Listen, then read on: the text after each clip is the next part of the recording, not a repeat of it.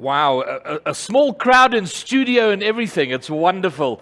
Good morning, everyone, and what a pleasure to be out of the house and here. So in January this year, 2 short months ago, I turned 50. And in my 50 years, I've lived 4 lives or 4 careers. And it began when I was 13. At the age of 13, with the blessing of my parents, I left school and joined a very high-control religious group to go off and save the world, where I spent the next 25 years. And after a bit of an awakening, at the age of 38, I found myself leaving with my wife and my son out into the big wide world with no education, R250,000 in debt, and no clear idea of where I was going to go or what I was going to do with the life that now stretched out before me. And over the period of the next 5 years, I slowly built a life and built a career as a conference speaker, a professional keynote speaker, while on the weekends having a gig as a secular marriage officer. And then in 2019, I got quite fascinated with and interested in professional esport, video games, competitive video games, and got quite involved with that and became, of all things, a shoutcaster, a commentator for competitive esport. And all of this was possible because of the world we now find ourselves in and how it is being shaped by technology, provided the possibility and the capacity to completely reinvent. The ability to fairly easily forge global networks in 3 different industries and build a brand and have some measure of success has only been possible because we live in a world that is globally connected and because of the technology that has shaped that world. And we've always been curious. Humans are curious. It's genetically coded in us to be curious. And because we are, our early ancestors emerged from Africa and managed to move to just about every continent in the world over the period of about 10,000 short years, because we always wanted to know what was over the next hill. We were curious about what was on the horizon, so we went to it, and when we got there, we saw there was further world, more to explore and to understand, so we went further, and then we got to the ocean, and we went, there's got to be something on the other side, so we thought about and developed technology to help us traverse the ocean, to get over to the other side. And as we began to understand and conquer the world around us, of course, we would look up to the stars and go, well, what's that all about? What are those things? How do we know and understand more about that?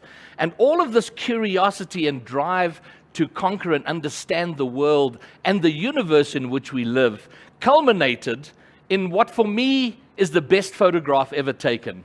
This photograph here. In 1977, 2 space probes were launched, Voyager 1 and Voyager 2.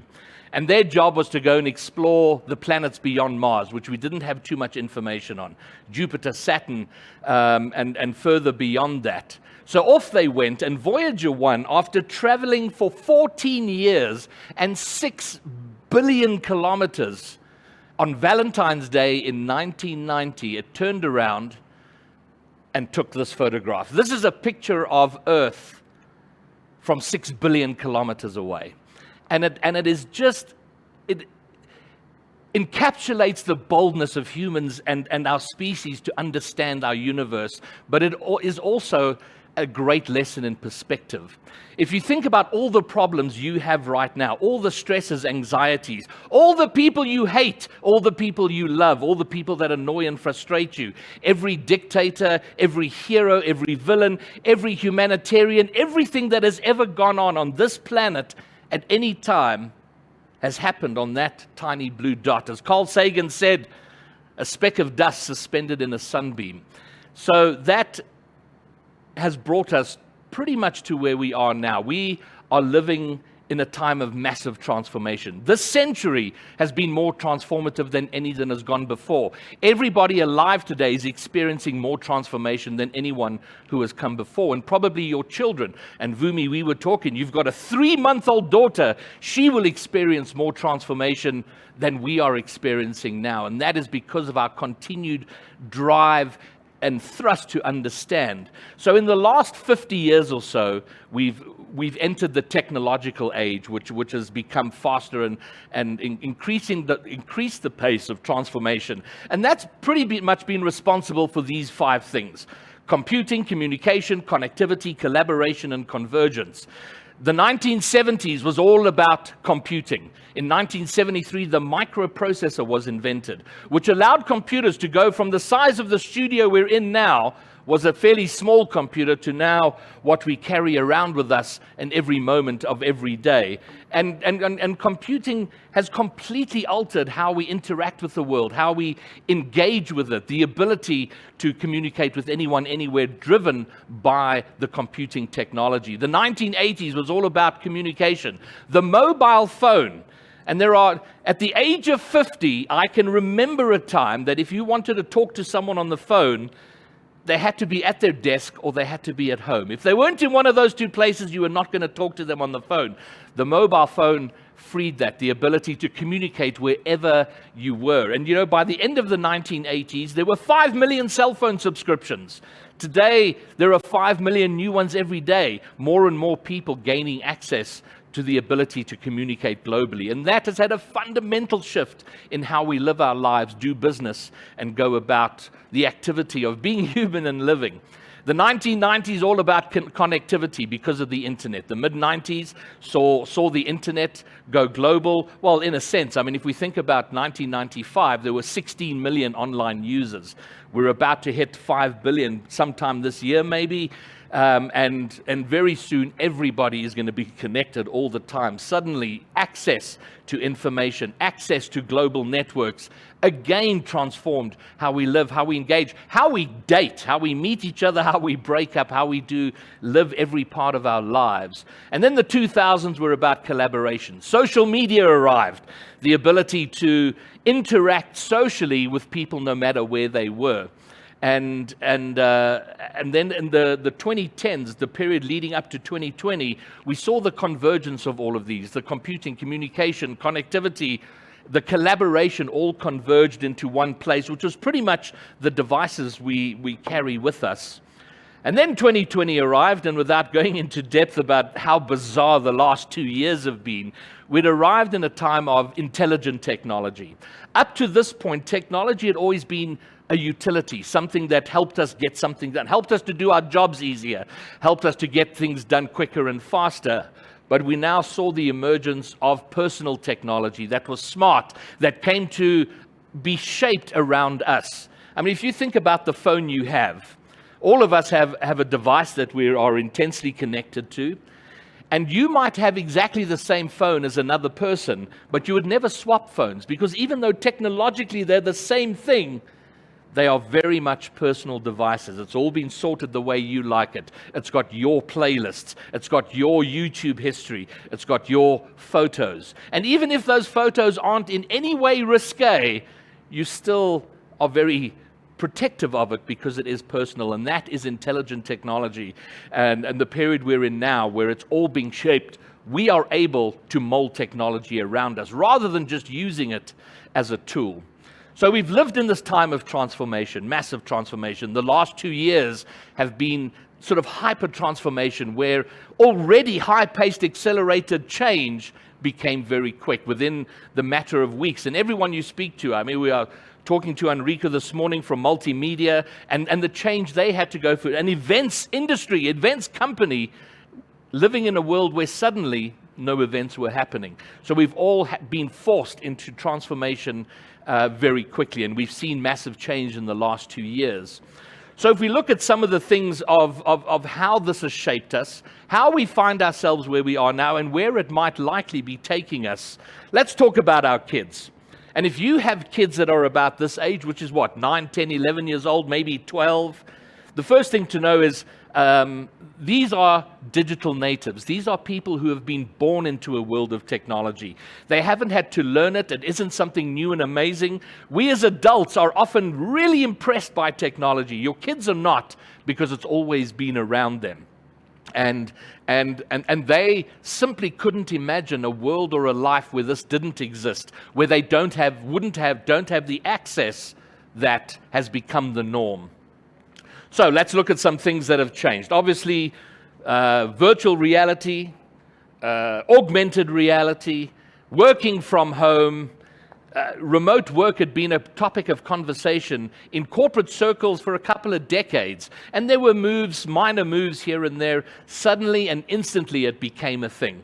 And very quickly it was realized that, people will actually do work if they're at home all day. In fact, they'll probably work a lot harder. They'll probably work too hard. And that brought its own problems we wouldn't have guessed at or thought at, the kind of the burnout. How do you separate your work and your professional life when you're working from home? But this is now with us. It's a part of life, and we need to solve its problems as we go forward. And then voice technology. I talk to my phone often. If I have questions, I'll give it an OK Google, and now my phone's going to go off, I realize. But we're accessing technology with our voice. But this is and every time you do it, the technology behind it, the AI that drives it, gets a little smarter. It learns more about the things you like, how you ask for the things you like, your accent, the way your voice moves and alternates when you're talking. And because of this, it'll become even more, and maybe almost in a scary way, attuned with you and your life. And it is very possible within a few short years that you will be able to ask Google or Siri or whichever system you use, you'll be able to ask and say, I'm dating two people. Which of these two is a better fit for me? And the AI driving this will be able to say, well, I know how much time you've spent with each of these two people. I know what your heart rate was doing while you were spending time with each of these two people. I can tell you how you felt after you spent time with them, based on what you wrote in your own journal or posted on social media. I can tell you the financial prospects of the two people you're dating or are looking to date, because I've got access to what they're doing and their lives and their timelines. And based on all of this information, I can tell you that person A will be a better fit for you. And in fact, I know you so well that I even know that you wished I had said person B. But you have a 14% better chance with the first guy. So that's where this is likely to go. Personal technology, intelligent technology. But whatever the technology, however we look at it, we know that our lives are dominated by, it's all around us. It surrounds us in every part of every day. From the mobile phones to the Zoom calls, to our interaction at work, to ordering a pizza, to ordering anything that we want. It is ever present. And within this, there are outstanding opportunities, and we'll talk a bit more about that in a moment. But it does come with its own issues in terms of how we think about the present and the immediate and the more midterm future, and how we choose to navigate it, how we choose to look for the opportunities, but navigate the potential pitfalls as well. And that brings us to, okay, where are we likely to go? And of course, the whole move with personal technology, intelligent technology, will continue. And then a word you are going to come to hear lots about, and probably have already, is the word metaverse. And you're going to hear it so much that you're going to come to hate it, and it's going to come to probably not mean much. But it does describe where this is all taking us. And it comes pretty much out of the world of gaming. Having said that, though, there are some serious business efforts to bring a business angle, not just a gaming angle, to it. And we see that effort from Facebook, now called Meta, and it's very important that we separate that Facebook is not the metaverse. And then Microsoft as well. They are making a massive business push and a gaming push to build a future metaverse. So what is this? Think of the internet in which you are completely immersed, and where everything you do happens inside. And this was probably best described in a 2019 movie called Ready Player One. If you haven't read the book or seen the movie, I highly recommend you do it. But watch the movie first and then read the book. And it postulates a future in 2045, so 23 years from now. The hero of the story is born in the year 2027, so a time that hasn't even arrived. And probably I'm going to play you a minute and a half of the intro of this film to give you a concept of what at least a 2020 vision of what the metaverse might be would look like.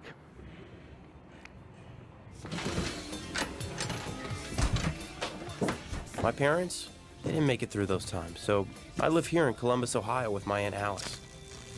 In 2045, Columbus is the fastest growing city on Earth.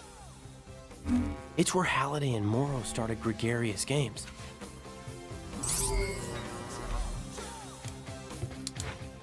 These days, reality is a bummer. Everyone's looking for a way to escape. And that's why Halliday, that's why he was such a hero to us. He showed us that we could go somewhere without going anywhere at all. You don't need a destination when you're running on an omnidirectional treadmill with quadraphonic pressure-sensitive underlay. James Halliday saw the future, and then he built it. He gave us a place to go, a place called the Oasis.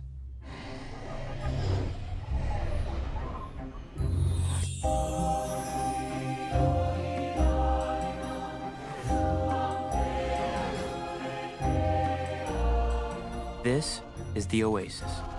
It's a place where the limits of reality are your own imagination.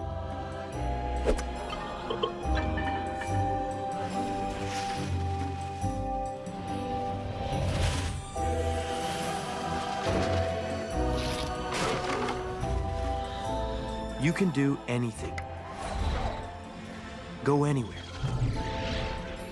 Like the Vacation Planet. Surf a 50-foot monster wave in Hawaii. You can ski down the pyramids. You can climb Mount Everest with Batman. Check out this place. It's a casino the size of a planet. You can lose your money there. You can get married. You can get divorced. You can go in there. People come to the Oasis for all the things they can do, but they stay because of all the things they can be. Tall, beautiful, scary, a different sex, a different species, live action, cartoon. It's all your call. Yeah, that's me. Well, that's my avatar. At least until I feel like changing. Except for eating, sleeping, and bathroom breaks, whatever people want to do, they do it in the Oasis. So that's a vision of what a metaverse might be. And as you can see from that clip, very much driven out of the world of gaming. And I'm sure by the time we get to 2045, we'll look back at this movie and go, wow, how wrong they got it. But it's certainly a vision of what it might be. And where we are now with the metaverse, if you take the clip you've just seen, today's metaverse pretty much looks like this. Where we're trying to improve on Zoom calls and Teams meetings by having animated cartoon character representations of ourselves sitting around a boardroom. So there's a long way to go, but this is going to have a greater and greater impact on our lives personally and our lives professionally as we go forward. So it makes sense to at least get some sort of understanding of it now. Much of what is being envisioned is coming out of the world of gaming, because gaming has driven the whole concept of global communities and how they interact with one another. And as you get into the world of gaming, one of the first things you'll do is have a gamer name or a gamer tag, an in-game name, the identity by which you are known inside a particular game. And this will be a fact in the metaverse. We will have our metaverse identity. How does that mesh with our real life identity, our professional identity? These are going to be questions we're all confronted with. How do we bring our personal values to our online, our digital identity? So my chosen game, the game I've sort of specialized in, is a game called Rocket League, and there'll be a video about it later. And so I chose as my online identity, my in-game name is Greybeard, for the obvious reason, and it works quite well. But I want to have a quick chat about a guy in the game of Rocket League called Happy Meal. And this is his car within the game of Rocket League. And he's a professional Rocket League player. He plays for a team called Bravado. And as you watch the clip that's coming up, I want you to think about who Happy Meal might be. Who is this person? In late January, early February, there was a regional sub-Saharan Africa Rocket League tournament, which Bravado won.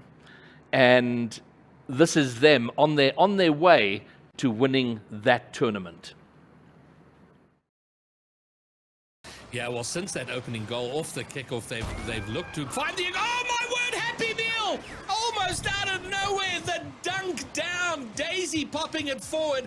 Happy Meal in the midfield, picks it up, finds the double. We saw a mistake there. Snowy and Darth both double committing on an attack playing forward, which immediately put them under pressure. The shot, though, was missed, but not this time. Happy Meal hitting the crossbar just moments ago. This time, with the work started from to die for, the intercept falls beautifully for Happy. He drops it straight down for the African bouncer.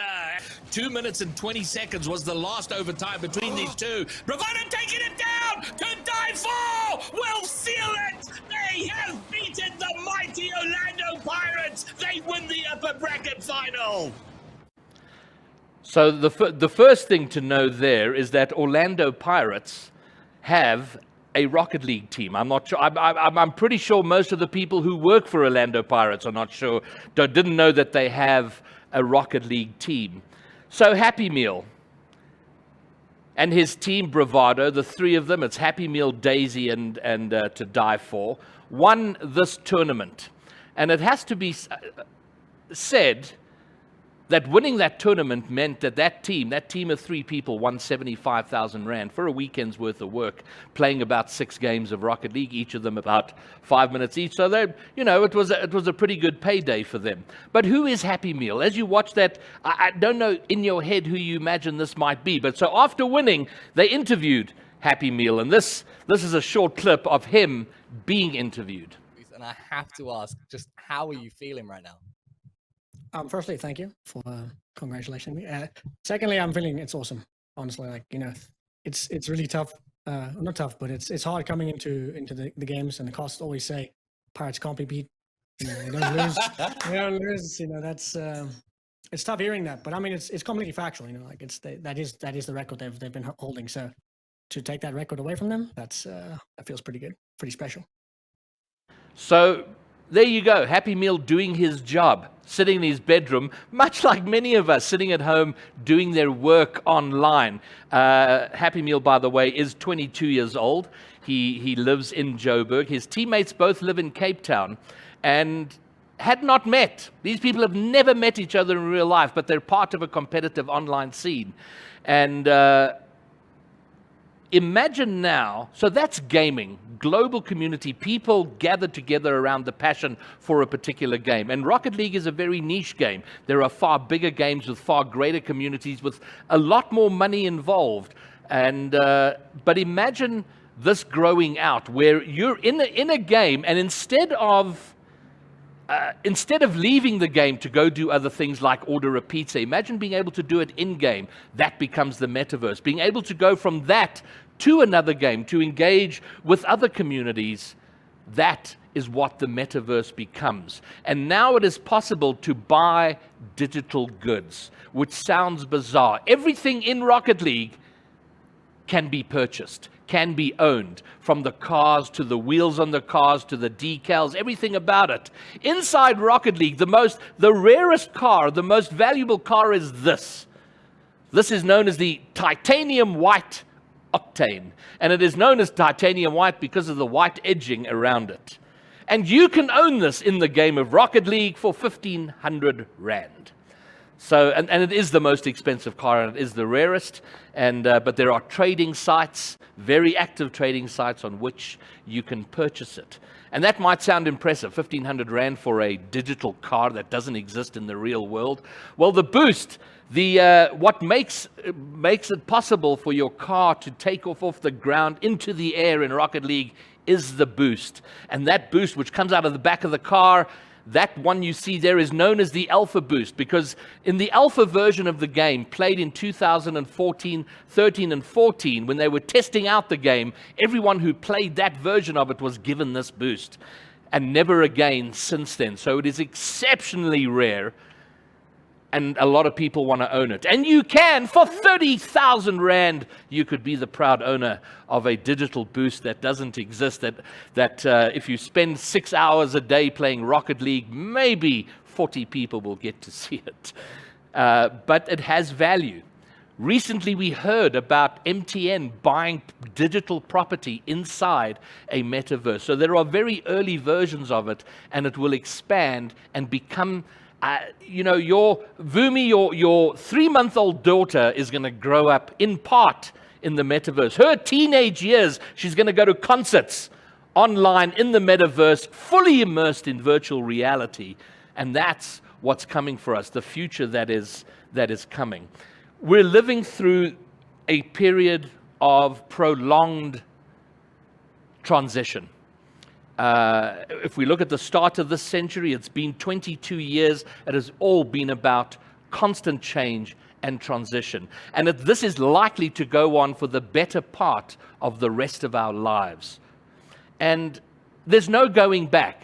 There's no going to a simpler time, a simpler future. And that one of the functions of getting older is we often long for the glory days of how much better things were when we were kids. There is no going back to that. And we have to know and understand that and appreciate it. And from the standpoint of our ancestors, your grandfather, great-grandfather, great-great-grandparents, from their standpoint, we are living the dream. We're living in a time of refrigeration, of air conditioning, of global travel, of easy access to entertainment, to food, to anything we need. Everything we need, we have. Yet, so many of us don't feel like we're living that dream. In fact, there are a large number of us that are having mental health challenges around us. We're struggling, we're stressed, we're anxious. So why this contradiction? Why this dichotomy when we live in a time of more potential and possibility than we have ever experienced in the history of human civilization? Well, there's a couple of reasons for it. And the main one is that we are not coded for happiness. It's not part of our genetic code to be happy. It's not part of our genetic programming to be tranquil and have a peaceful mind. What we are coded for is to accumulate and to never be satisfied. And this is why we've come to dominate the world as a species, is because we were never satisfied and we always looked to accumulate, to get more. And this makes sense. That programming, that drive makes sense when we're curious in a world where nothing much has happened and where there's threat around us all the time. If you got completely satisfied by your last meal, you would likely starve if you weren't immediately thinking about the next thing that had to be hunted down, the next patch of whatever we could find to gather to eat.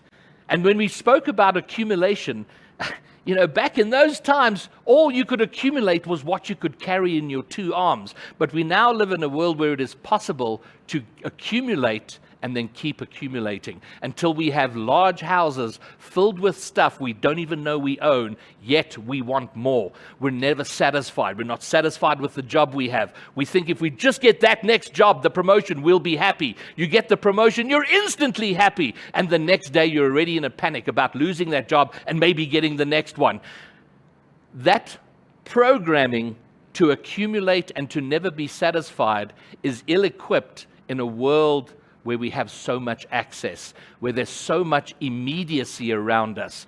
And that is what we need to start thinking about as we navigate the frenetic pace of the world we live in now and the world that is coming. And start manually programming ourselves toward being happy, programming ourselves toward being happy with what we have and focusing on what we can control.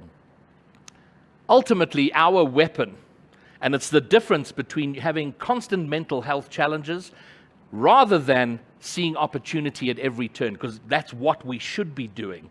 And that weapon is our reasoned choice, our own minds, the massive power of your own mind. And remember that your mind is the only thing that you completely, truly own. Things can happen to your possessions. Your possessions can be stolen or lost or a natural disaster. Your body you don't even completely own because you can be arrested, you can get sick, all sorts of things that can happen beyond your control. But whatever happens to you in your life, you will always have your reasoned choice. The choice to make a choice about how you feel and how you think about whatever situation you find yourselves in. And there's a number of things around this that we gotta think about. I mean, part of the problem with the immediacy of technology is that everything is happening right now. So we feel that everything is important. And Twitter feeds, Instagram feeds are bizarre because you can have a tweet about the war in Europe right next to someone sharing their new profile picture or a cute picture of and they look exactly the same. How do you discriminate between the importance? The availability of access to everything. You know, we've always had insecurities. We've always been jealous about friends or colleagues who might have more than us, but it's never been shoved in our faces so constantly, where every time we pick up a phone, we see what somebody else has that we might desire. It's also because of that availability and access, this world has taught us that what other people think about us, and whether they like a photo or what we're doing or a post, what they think about us matters. And that has the potential to make us miserable. So perhaps our reasoned choice should be, let's concern ourselves with what we can control. What are the things in your life that you can control? You cannot control what other people think about you. You cannot control the judgment of you, which happens all day, every day. But what can you control? You can do your job, whatever that job is, whether you've decided to climb a corporate ladder or to go out and be an entrepreneur and make a dent in the universe on your own. What is your job? You can do your job, and how do you control that? You can't control what other people think about you, but you can control what you think about yourself, how you can advance yourself to learn, to understand, to embrace the future that is surrounding us. So concern yourself only with what you can control. And then perhaps instead of being miserable about what you don't have, start to desire, start to want what you already have. And remember, from the standpoint of your ancestors, you are living the dream. You have everything they would have thought an abundant life would look like. You got a place to be, to live, a sheltered place every single day. You're not going to have to physically go out and hunt something to eat. It's all there. If you need something, you have access to. Let's desire what we want, and then we don't start to fret about what we don't have. And this is by no means to say we shouldn't pursue greater things. Of course we should. But let's not cling to a future that we don't yet have. Let's understand the present that we have and how we can make it better for ourselves, our colleagues, our families, and those around us. But don't tie your happiness to your goals. Tie your happiness to what exists right here and right now. Part of what you can't control is the stupidity, the arrogance, the incompetence of other people. Sure, you can try and help correct where you can, but for the most part, you have no control about it. So don't stress about the faults of others. Think about your own and how you improve yourself. And then finally, with our reasoned choice is, let's find humanity in technology. The story of technology is a human story. And given the pace of technology and how quickly it is moving now, it is very easy to lose sight of that. But behind every email address, every hashtag, every Twitter handle is another human being. And that human being is struggling as much as you are to find their place in the world, make sense of it, see opportunities where they can, but mostly to try and keep their head above water. And it makes no sense for us to be struggling with it as much as we often seem to be struggling with it, because the opportunities are there. So if we choose to look for and find the opportunity, absolutely there. But we got to get ourselves in the best shape to do it. So every time you see a tweet that makes you furious, whether that's about vaccines or load shedding or whatever it might be, you have a reasoned choice to make in that moment. Is your getting angry about it and involving yourself in that drama, is that going to enhance anything for anybody involved or yourself? In every situation is a reasoned choice. Your reason is your greatest weapon because it supersedes the coding that got us this far. The coding to gather and accumulate and to never be satisfied has got us this far. But with what is coming, it's going to make us miserable unless we move up to our reasoned choice and reprogram ourselves for a bit of happiness and for a bit of tranquility of mind. And the great news is that there's almost nothing you need to be tranquil and happy other than what you already have. And it is worth doing because it's a marvelous time we live in.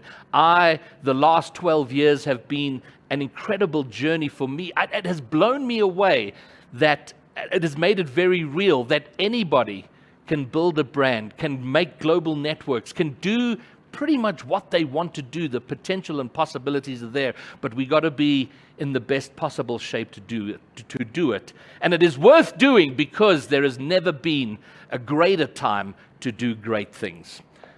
So go and do them. Do great things. Thank you very much.